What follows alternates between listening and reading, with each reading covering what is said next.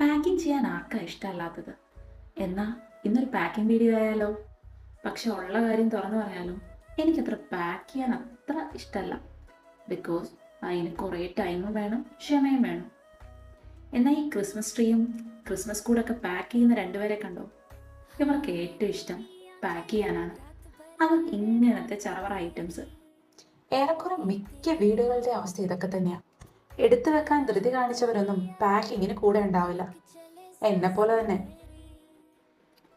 നിങ്ങൾ ഈ വീഡിയോയിലെ കൊച്ചുകുട്ടിയെ ശ്രദ്ധിച്ചോ? അവനൊരു അപാര താരം തന്നെയാണ്. അവനോട് പറഞ്ഞു കൊടുത്താൽ മാത്രം മതി, അവൻ അതുപോലെ അനുസരിച്ച് ഏത് കളർ ഏത് ബോക്സിൽ ഇടണമെന്ന് അവൻ അടിപൊളിയായിട്ട് ചെയ്തു തരും. ഒന്ന് പറഞ്ഞു കൊടുക്കേണ്ട താമസമുള്ളൂ. എനിക്ക് തോന്നുന്നു ഇന്നത്തെ കുട്ടികളെല്ലാം ഇതുപോലാണ്. നമ്മളൊന്ന് പറഞ്ഞു കൊടുത്താൽ മതി, അവരതുപോലെ ചെയ്യും, അതുപോലെ പഠിക്കും. അതാണ് ഇന്നത്തെയും ഓൾഡ് ജനറേഷൻ്റെയും വ്യത്യാസം. നിങ്ങൾ ഈ ട്രീ കാണുന്ന കുറച്ച് വെറൈറ്റിയായ സാധനങ്ങൾ ശ്രദ്ധിച്ചോ? നമ്മുടെ നാട്ടിൽ കിട്ടാത്ത കുറച്ച് ബോൾസും സാധനങ്ങളും.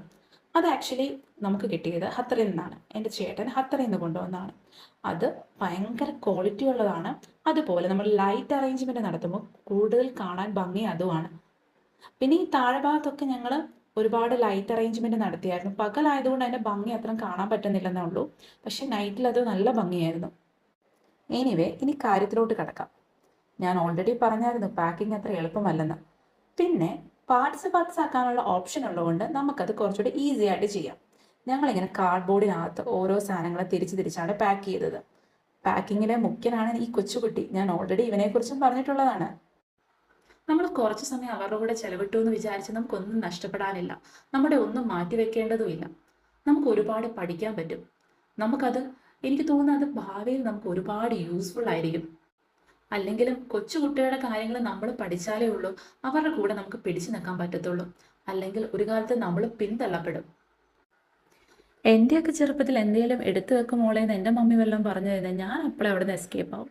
എന്തെങ്കിലും കള്ളത്തരം പറഞ്ഞോ, അല്ലെങ്കിൽ ടി വി കാണുമെന്ന് പറഞ്ഞോ, ഹോംവർക്ക് പറഞ്ഞോ, എന്തായാലും ഞാൻ ആ പണിയിൽ നിന്ന് എസ്കേപ്പ് ആവും. പക്ഷേ ഇന്നത്തെ പിള്ളേർ അങ്ങനല്ല. അവർ തന്നെ ഇനിഷ്യേറ്റീവ് എടുത്ത് മുന്നോട്ട് വരും. ഞാൻ ഇപ്പോഴും ഏറെക്കുറെ ഇങ്ങനെയൊക്കെയാണ്. എനിക്ക് ഇൻട്രസ്റ്റ് ഇല്ലാത്ത കാര്യങ്ങൾ ഞാൻ ചെയ്യാൻ പോകില്ല.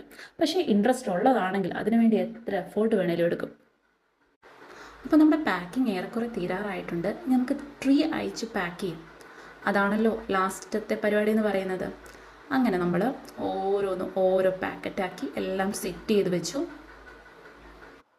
ഇനി നമുക്ക് ഇതെല്ലാം പാക്കിംഗ് ടേപ്പ് വെച്ച് നന്നായിട്ട് റാപ്പ് ചെയ്ത് കൊടുക്കാം. കാരണം ഇനി നമ്മൾ അടുത്ത ഡിസംബറിലല്ലേ ഇത് യൂസ് ചെയ്യത്തുള്ളൂ. അതുവരെ ഇത് സുരക്ഷിതമായിട്ടിരിക്കണമല്ലോ. ഇനിയിപ്പോൾ നമുക്ക് നെക്സ്റ്റ് വീഡിയോയിൽ കാണാം. അതുവരെ ബൈ.